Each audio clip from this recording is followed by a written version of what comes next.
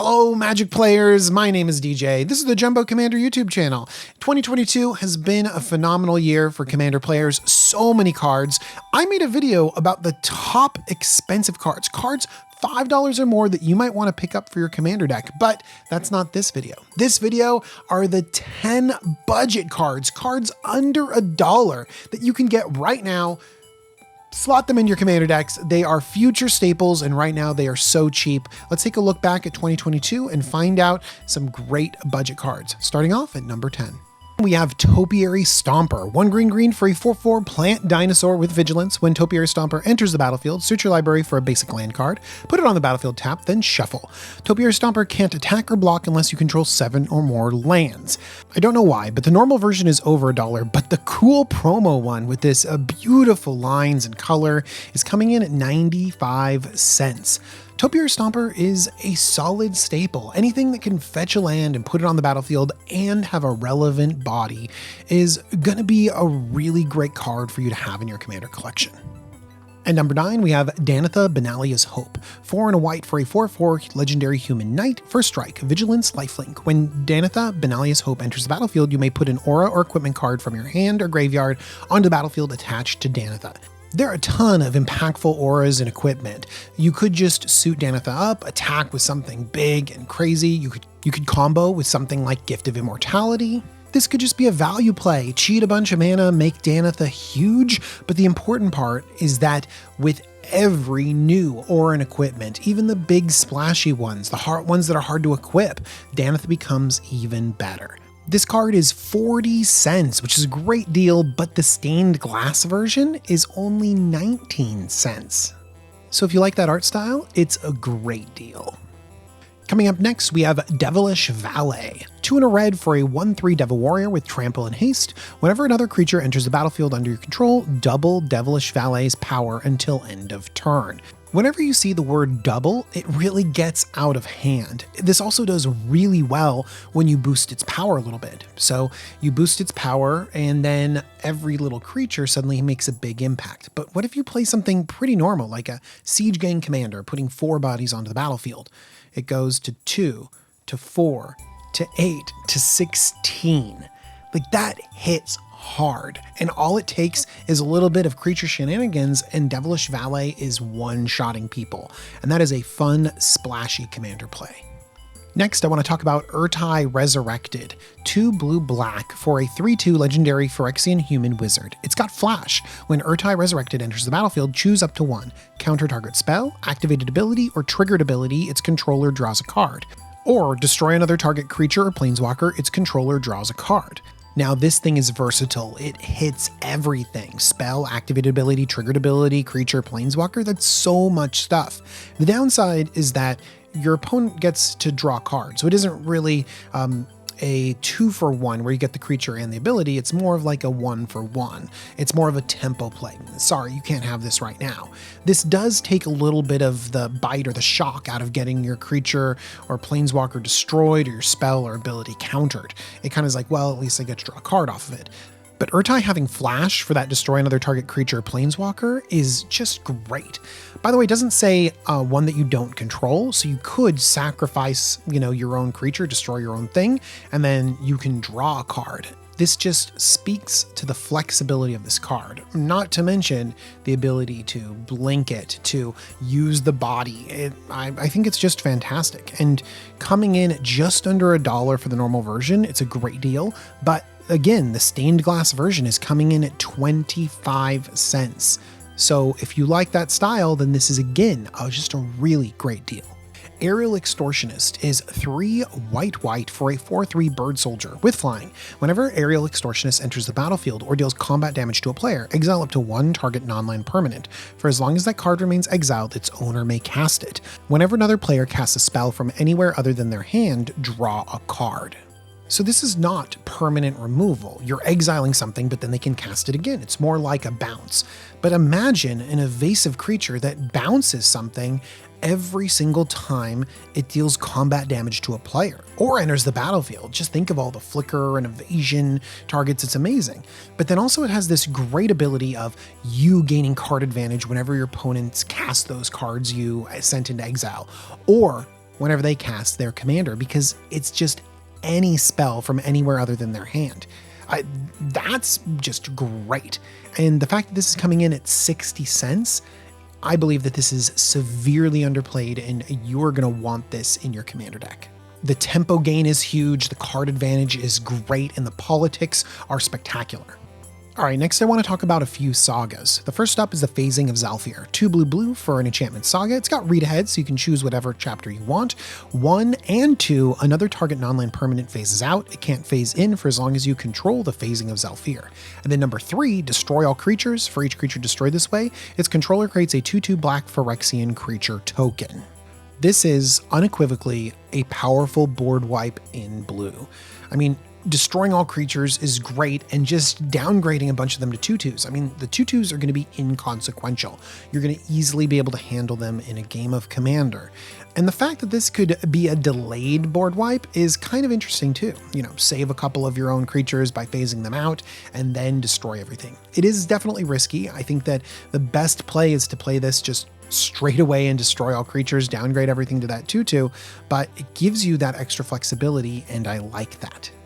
Do you know what goes well with the Phasing of Zhalfir is the Elder Dragon War, because you can immediately hit all those 2/2s with the first chapter. Okay, let's read it all the way through.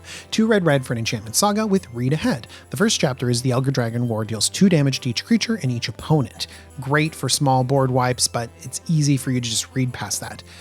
2, discard any number of cards, then draw that many cards. Now, I know that this is not the same as Wheel of Fortune, but we kind of take what we can get. And when we're talking about a budget card that can give you insane, card filtering and card selection, it's just great. And then the last mode is create a 4/4 red dragon creature token with flying.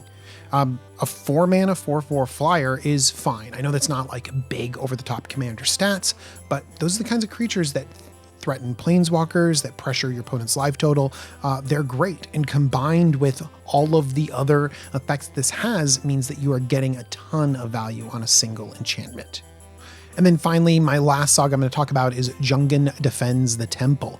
It's a 3 mana saga, 2 and a green, and it does not have read ahead, so you got to go through all the modes. 1, create a 1/1 green human monk creature token with tap, add a green mana. 2, put a +1/+1 counter on each of up to 2 target creatures. 3, exile this saga, return it to the battlefield transformed under your control, and it transforms into a 2/2 flying enchantment creature dragon spirit. Whenever another creature enters the battlefield under your control, you may pay X. When you do, put X +1/+1 counters on that creature. As long as you control 5 or more modified creatures, Remnant of the Rising Star gets +5/+5 and has trample. So really, this gives you a little bit of ramp, a little bit of +1/+1 counter synergies, some extra pressure, but I really like that it flips over into this 2/2 flyer that basically makes every play afterwards the most mana efficient it can be, because you play, your mana dork, and suddenly you sink the rest of your mana into it, and it's gigantic. Making future plays relevant is great, and it allows you to use up all your mana and really leverage it.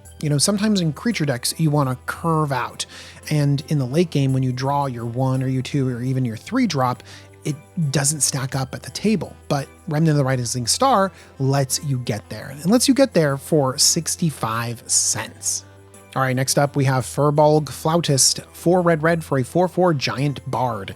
It has enthralling performance. When Furball Flautist enters the battlefield, gain control of target creature you don't control until end of turn. Untap it, it gains haste and a myriad until end of turn.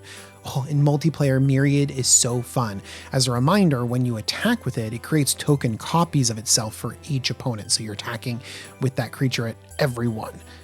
So at its base level, you take something great and you myriad it and send it at everyone. You deal a ton of damage, you get some value, solid.